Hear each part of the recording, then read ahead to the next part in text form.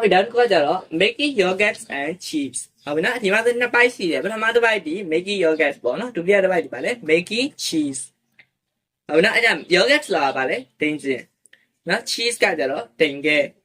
ဟုတ်ပြီနော်အဲ့ဒါဒိန်စင်နဲ့ပါလေဒိန်ကဲနဲ့ဟုတ်ပြီ both yogurt and cheese ဟုတ်ပြီနော်အဲ့ဒါ yogurt နဲ့နော် cheese နှစ်မျိုးလုံးဟာဆိုရင် are made ပြုလုပ်တယ် from milk ဟလာ no ကနေမှာပါလို့လေပြုလုပ်ထားတယ်ပေါ့အဲ့ဒါတော့ဒိန်စင်နဲ့ဒီဒိန်ကဲနဲ့နှစ်မျိုးလုံးဟာဆိုဘယ်ကနေလုပ်ထားလဲ no ကနေပြုလုပ်ထားတယ်ဟုတ်ပြီ fats ပထမအဆုံးအနေနဲ့ mix နော် no ကို is နော် pasteurized နော် pasteurized ဆိုတာကကြတော့ပိုးတက်မယ်နော်အဲ့ဒါ pasteurized ဘာလို့မလဲပိုးတက်မယ် at about 90 degrees Celsius နော် as a degree to kill the bacteria in it အဲ့တော့ပထမဆုံး mix ကိုဘာလုပ်လိုက်မလဲ pasteurized ဘာလုပ်လိုက်မလဲပိုးတက်မယ် at about 90 degrees Celsius ဟလာ90 degrees Celsius အပူချိန်မှာဘာလုပ်လိုက်မလဲပိုးတက်လိုက်မယ်နော် to get သေးစီဘူးရန် the bacteria in it ဟလာ in it ဆိုတာဘာလို့ညွှန်းတာ မရှိတယ် it ဆိုတာဘာလို့ညွှန်းတာလဲ ယောဂချီဟုတ်ယောဂနဲ့ချီရတယ်ရတယ်လို့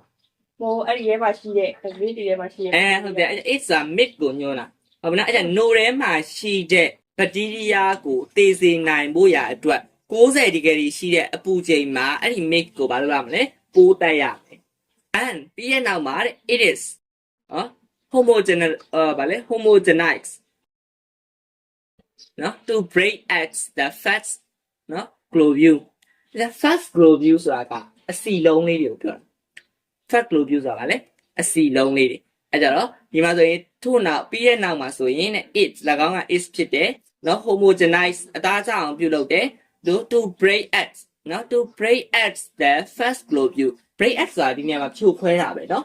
အဲကြ break at ဆိုတာလည်းဖြိုခွဲတာပဲ the fat globule ဆိုတာအစီလုံးလေးတွေအဲ့တော့ no ထဲမှာဆိုလို့ရှိရင်စဉ်းစားကြည့်လိုက်မယ် no ထဲမှာဆိုရင်ဘာတွေပါမလဲ fat globule တွေပါမယ်အစီတွေပါမယ်ဟုတ်ပြီနော်အဲ့အစီနဲ့ no သားနဲ့ကိုဘာလုပ်ရမလဲအသားကျအောင်လုပ်ပေးရမယ်ပြောချင်တာသဘောပေါက်လားဟုတ်ပြီနောက်တစ်ခါ at 40 degrees Celsius 45 degrees Celsius as starter cultures of two species of bacteria the two species of bacteria ဆိုတာ bacteria အမျိုးအစားနှစ်ခုအဲ့မှာဒီနေရာမှာတော့ဒီ two species of bacteria ဆိုဘာလို့ပြောလို့ရလဲဆိုရင် benefit bacteria လို့လည်းပြောလို့ရတယ်ဟုတ်ပြီနော် benefit ဆိုတာကကြတော့ဘာလို့ဆိုရလဲ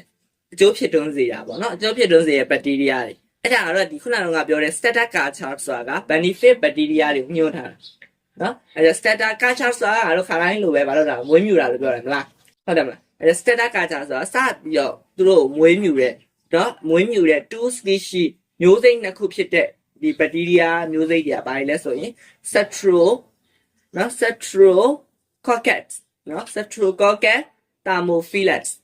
ဟုတ်ပြီအဲ့ဒါငါတို့ Streptococcus ကိုမြင်တာမယ်အသိပ္ပံနာမည်လေးတွေကိုမြင်သားပြရမှာနော်အဲ့ဒါ Streptococcus ကိုနော်အဲ့အကူလေးကိုတစ်ခါတာနောက်တစ်ခါ thermophilus ကိုတစ်ခါတာ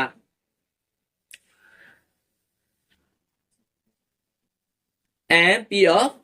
Lactobacillus ကိုတစ်ခါတာမယ်နောက်တစ်ခါနော် Bucaricatus နော် Bucaricatus ကိုတစ်ခါတာမယ်ဟုတ်နော်အဲ့ဒါစက်ကြီးလုံးကြီးအဲ့လိုမျိုးတားလို့မရဘူးနော်သိပ္ပံနာမည်တွေမြင်ထားတဲ့အခါမှာသူအစုလိုက်ဒီတာပြရ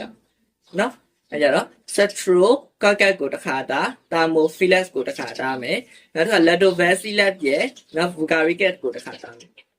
ဟုတ်ပြီနော်အဲ့ဒီကို is at ဘာလို့ရမလဲထည့်ရမယ် withstand the lactose mix sugars in base to lactic acid ဟုတ်ပြီအဲ့ကြတော့ lactose ဆိုတာကကြတော့အဲ့ mix sugar ထဲမှာပါတယ် lactose ပေါ့နော်အဲ့ lactose ကိုသူကစားသုံးလိုက်မှာခုနက strep species of bacteria တွေစားလိုက်တဲ့အခါမှာဆိုရင်ဘာဖြစ်လာလဲဆိုရင်သူက waste ပစ္စည်းအနေနဲ့ lactic acid ကိုထွက်လာအဲ့လိုမျိုးလုပ်ပြီးတဲ့အခါမှာ at နော်40 degree Celsius 45 degree Celsius အပူချိန်မှာဆိုရင် starter culture ခုနကပြောတဲ့ starter culture ဆိုတာက two species of bacteria ပဲเนาะအဲ့ဒါ bacteria မျိုးစိတ်နှစ်ခုဖြစ်တဲ့ဘာတွေလဲ Streptococcus နဲ့ Thermophilus and เนาะ Lactobacillus Bucaricatus เนาะအဲ့ bacteria နှစ်မျိုးကိုပြောတာเนาะအဲ့ bacteria နှစ်မျိုးကိုဘာလုပ်ရမလဲဆို at ထည့်လိုက်ရမယ်ဟုတ်ပြီเนาะဘာလုပ်ရမလဲထည့်လိုက်မယ်ဟုတ်ပြီနော်ထည့်လိုက်မယ်ဘယ်တဲ့ကိုထည့်လိုက်မှာလဲဆိုလို့ရှိရင်ခုနကတော့အဲ့ငိုတဲ့ကိုထည့်လိုက်မယ် နော်အဲ့နိုးတဲ့ထွက်လာအဲ့နိုးတဲ့မှာပါပြီးသားဆိုလို့ရှိရင် lactose ဆိုတာလေးပါပြီးသားဟုတ်ပြီနော် lactose ဆိုတဲ့ဟာလေးပါပြီးသားအဲ့ lactose ကို तू ကခုနက2 species of bacteria ဘာလုပ်ပြန်လဲစားပစ်လိုက်နော်စားပစ်လိုက်တဲ့အခါမှာ तू waste အနေနဲ့ဘာထွက်လာမလဲဆိုရင် lactic acid ထွက်လာနော် waste ဆိုတာကဆုံးပြစ်ပစ္စည်းနေတယ် तू ကစားပစ်လိုက်ပါလေအဲ့တော့ခုနကလိုပဲလေ yeast ကဘာကြီးကိုစားလိုက်တယ်လို့ပဲပါမောလို့တော့ကဒါစားကိုစားလိုက်တဲ့ခါမှာဘာထွက်လာကာဗွန်ဒိုင်အောက်ဆိုက်နဲ့ဒီတက်တော့နဲ့ထွက်လာတာမလားအဲ့တဘောမျိုးပဲအဲ့ဒါကတော့ mid ထဲမှာပါပြီးသားလေ lactose ပါပြီးသားနော်အဲ့ lactose ပါပြီးသားအဲ့ lactose ကိုဘာလုပ်လိုက်မလဲခုနက2 species of bacteria ကိုထည့်လိုက်တဲ့ခါမှာအဲ့2 species of bacteria ရစားပစ်လိုက်ရောနော်စားပစ်လိုက်တဲ့ခါမှာ waste အနေနဲ့ဘာထွက်လာမလဲ lactic acid ကြီးဖြစ်လာတယ် lactose ကနေဘာဖြစ်သွားလဲ lactic acid ဖြစ်သွားတယ်ဘာဖြစ်လိုက်လို့ဘာဖြစ်လို့ဖြစ်သွားလဲခုနက bacteria နှစ်မျိုးကစားလိုက်လို့ဟုတ်ပြီနော်အဲ့လိုစားလိုက်တဲ့အခါမှာဆိုရင် lactic acid ထွက်လာတယ်အဲ့ဒါ this acid အဲ့ဒီထွက်လာတဲ့ဒီ lactic acid ဒီနော်ထွက်လာတဲ့ lactic acid ဒီဘာလုပ်မလဲဆိုရင် coagulates နော် coagulates ပေါ့နော်အဲ့ coagulates ဆိုတာခဲသွားတယ်နော် coagulates ဆိုတာဘာလုပ်သွားလဲခဲသွားမယ် the mixed protein casein အဲ့ဒါ mixed protein casein ဆိုတာကဒီ no protein တစ်မျိုးဖြစ်တဲ့ဟုတ်ပြီနော် no protein တစ်မျိုးဖြစ်တဲ့ casein ကြီးကိုဘာလုပ်သွားလဲခဲသွားတယ်ဒါတွေကကတော့မြန်မာလိုပြန်လို့မရတဲ့ဟာတွေမပြန်တာနော်အဲ့ကြတော့ဒီ no protein တစ်မျိုးဖြစ်တဲ့ဘာကြီးကိုလဲ casein ကိုခဲသွားတယ်အဲ့လိုမျိုးခဲသွားတဲ့အခါမှာဘာဖြစ်လာလဲဆိုရင်ပူထဲပြီးတော့နော် creamy ပြည့်နေတဲ့ yogurt ကြီးဘာလုပ်လာလဲရရှိလာတယ်ဟုတ်ပြီနော် creamy ဆိုတာကဒီနေရာမှာဆိုဘာဖြစ်သွားလဲဆိုရင်ကြစ်ခဲတာပေါ့နော်အဲ့ဒါခက်ခဲလေးဟုတ်လားတင်ချင်းမြင်ဖို့ရမလားဒါတင်ချင်းအပြစ်ခက်ခဲလေးမလားအဲ့ဒါ in the making of cheese ပေါ့နော်အဲ cheese ဟုတ်တယ် အဲ့ဒါcheese ပြုတ်လုပ်တဲ့အခါမှာ the basic process နော်အခြေခံပုံစံတွေဒီ are the same as yogurt ဘာနဲ့အတူတူပဲလေ yogurt နဲ့အတူတူပဲအဲ့ဒါ yogurt လောက်တာနဲ့ခုနကငါတို့အပေါ်မှာပြောခဲ့တဲ့ဟာတွေနဲ့အတူတူပဲနော်အခြေခံပုံစံတွေကဟုတ်ပြီနော်အဲ cheese ပြုတ်လုပ်တဲ့အခါမှာဆိုလို့ရှိရင်လေအခြေခံပုံစံတွေဒီခုနက yogurt လောက်တဲ့ဟာနဲ့ဘာဖြစ်လဲအတူတူပဲဖြစ်တယ် but တို့တော့ after the coagulations of mixed protein casein အဲ့ဒါဒီ no protein casein ကိုခဲတဲ့ဖြစ်စဉ်ပြီးတဲ့နောက်ဟုတ်လားငါတို့ဒီမှာဒီဟာပြီးတဲ့နောက်ကိုပြောတာနော် mixed protein နော် casein ကိုဒီခုနက lactic acid နဲ့ခဲတဲ့အဆင့်ပြီးတဲ့နောက်ဟုတ်ပြီနော်ဒါပြီးတော့တော့ထပ်လုပ်အောင်မယ်ဘာလုပ်ရမလဲဆိုရင် a mixture of နော် enzyme called rennet နော်အဲ့ဒါ rennet လို့ခေါ်တဲ့နော် enzyme ကို enzyme အယောနောတစ်ခုပေါ့နော် a mixture ဆိုအယောနောအဲ့ဒါ enzyme ယောနောတစ်ခုကို is at ဘာလုပ်ရမလဲထည့်ရမယ်နော် which causes နော်ဖြစ်စေဖို့ရန် further coagulation of the mixed casein နော် mixed casein အဲ့ mixed casein ကိုပို့ပြီးတော့ခဲစေဖို့ဟုတ်ပြီနော်အဲ့ဒါ mixed casein ကိုဘာလုပ်စေဖို့ပို့ပြီးတော့ခဲစေဖို့ရအတွက်တနည်းအားဖြင့်ဆိုလို့ရှိရင်အမှ solid lens နော်အဆိုင်ခဲဖြစ်သွားစေဖို့ အကြမင်းနဲ့လာချက် နော်အဲ့ဒါအဆိုင်ခဲဖြစ်သွားစေဖို့ရအတွက်အဲ့ဒါငါတို့ solid lens ကိုလည်းထပ်ခေါ်သေးရဘာလို့လဲဘာလို့ခေါ်လဲ cat နော် cat လို့ခေါ်တယ် no gel ပေါ့နော်အဲ့ဒါ no gel r form ဖြစ်ပေါ်လာစေဖို့ရအတွက်ဘာထည့်ရအောင်လဲဆိုလို့ရှိရင် rennet လို့ခေါ်တဲ့ enzyme အယောနောတစ်မျိုးကိုခုနက mixed casein အခဲဒီထဲမှာဘာလုပ်ရမလဲထည့်ရမယ်ဒီဖြစ်စဉ်ပြီးရဲ့နောက်ဘာလုပ်ရမလဲထပ်ထည့်ရမယ်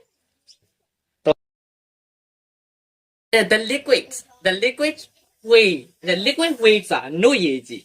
ဟုတ်ပြီနော်အဲ့တော့ခုနကဒီမှာဆိုလို့ရှိရင်ခုနကဒိန်စင်လောက်ထားတာမလားဒိန်စင်ကအရေးလေဟုတ်ပြီနော်ဒါကအခဲဖြစ်မှာနော်ဒါကအရေးကြီးတွေရှိအောင်ပါဒါကြပါလေအခဲဖြစ်မှာဖြစ်တဲ့အတွက်ငါတို့ကဒီမှာ the liquid weight လို့ခေါ်တဲ့နှုတ်ရည်ကြီးတွေကို is drain off ဆိုဘာလို့ပြလိုက်မလဲတုံပြစ်လိုက်နော်ဘာလို့မလဲ liquid weight ကိုဘာလို့လိုက်မလဲတုံပြစ်လိုက်မယ် and ပြီးတော့မှ the solid cuts are particularly dry and compressed ဆိုတာကဖိတိတ်တာ compress ဆိုတာဟုတ်တယ်လေဖိတိတ်တာနော် particularly partially ပေါ့နော် partially ဆိုတာတစ်စိတ်တစ်ပိုင်း dry ဆိုတာအချောက်ခံလိုက်တာတစ်စိတ်တစ်ပိုင်းမှာလုပ်လိုက်တယ်လေအချောက်ခံလိုက်တာအဲ့ကြတော့ငါတို့ကနှွေးရည်ကြီးတွေကိုတုံပြစ်လိုက်တဲ့အခါမှာဘာလေးထွက်လာမလဲ solid cat လေးထွက်လာမယ်ဟုတ်ပြီနော်ဒင်ငယ်လေးထွက်လာမှာမလားဒင်ငယ်လေးကခဲသွားပြီလေရလိုက်လို့နော်တောင်းကောက်တော့ပြီနဲ့နော်နေအဲ့တော့ဒင်ငယ်လေးခဲသွားပြီ